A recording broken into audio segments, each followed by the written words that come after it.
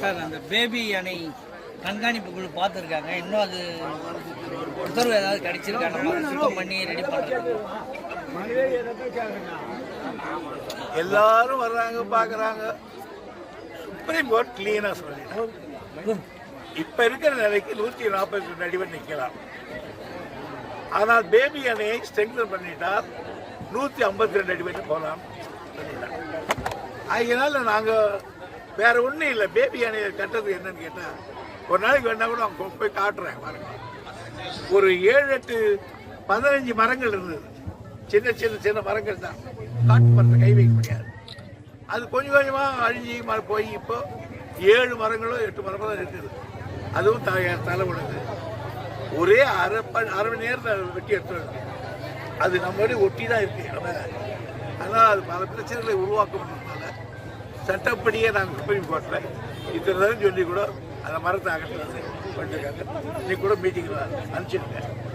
Sir Siruvani அணை கட்டுறதுக்கு ஏற்கனவே சுற்றுச்சூழல் துறையை வந்து கேரளா அரசுக்கு அனுமதி மறுத்துட்டாங்க. அவங்க மறுபடியும் நாங்கள் மத்திய அரசை வலியுறுத்தி அதை கட்டுவோம் அப்படின்னு சொல்கிறாங்க. அது வாய்ப்பு இருக்கா சார்? ஒரு தூரம் அவங்களுடைய மேல் பகுதியில் அவங்க இருக்கிற காரணத்தால் எதை வேண்டுமானாலும் சொல்ல முடிகிறது. நாம் கீழ்ப்பகுதி இருக்கிற காரணத்தால் நிலைமைகளை அனுசரித்து காரியங்களை சாதிப்பதில் நாம் முயற்சி இருக்கிறோம்.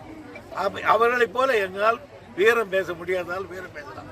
வீரம் பேசினா விவகாரம் கட்டு போயிடும். விவசாயிகளுக்கு அந்த ஏரியில் மண் எடுக்க அனுமதி கொடுத்துருந்தீங்க. அது இப்போ முடியுது. இன்னும் எக்ஸ்டென்ஷன் பண்ண வாய்ப்பு இருக்கா? எனக்கு அதில் விவசாயிகள் மண் எடுத்து போடுவதிலே நான் வரவேற்கிறேன் அவர்கள். ஆனால் விவசாயிகள் என்ற பேரில் எனக்கு 5 ஏக்கர் இருக்கு, எனக்கு மண் எடுக்கிறது பர்மிட் கொடுங்கன்னா கலெக்டரோ மற்ற கொடுக்குறாங்க. அந்த ஒரு பாசம் எடுத்துக்கிட்டு போயிட்டு ஒரு லாரி தான் எடுத்து போகலாம். ஆனால் 20 லாரி உள்ளே விட்டுறான். இந்த 20 லாரி போது அவன் கேட்டால் இருக்கான். எத்தனை பேர் இருக்கோங்க? இவ்வளோ பெரிய 200 ஏரி இருக்கு நம்ம ஊரில். 200 ஏரி அட் டைம் நடக்குது. 200 ஏரியும் போய் யார் பார்க்க முடியும்? மனசாட்சி வேணும். அந்த மனசாட்சியில் 2வது மண் எடுக்கிற பொழுது ஒரு அடி 3 அடி காலத்து தான் சில்ட் இருக்கும். அதுக்கு போனால் மணல் வந்துடும். ஆனால் இந்த ஏற்றுகிறவர்கள் தான் பெரும்பகுதி மணலை தாத்து கொண்டு எடுக்கிறாங்க. 2.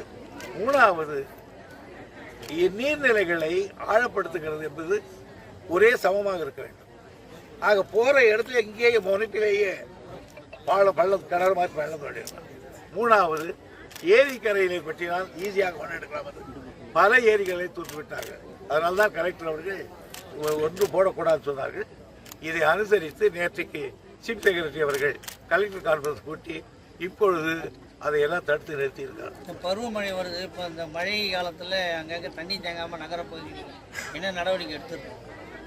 எந்தெந்த எங்களுக்கு பல கடந்த காலங்களில் எந்தெந்த இடத்துல இத்தகைய போக்கு இருக்குமோ அவையெல்லாம் கண்டுபிடித்து அந்தந்த துறை எடுத்து அவர்கள் ஒரு முறைக்கு 3 முறை போய் பார்த்துருக்கிறார்கள். நாளைக்கு மறுதினம் கூட நான் என்னுடைய இன்ஸ்பெக்டர் போகிறேன்.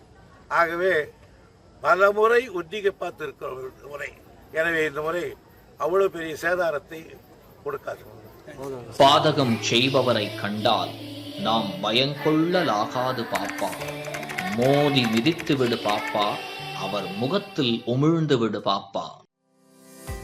அண்மை செய்திகளை உடனுக்குடன் தெரிந்து கொள்ள இணைந்திருங்கள் இயம்நாடு தொலைக்காட்சியுடன்.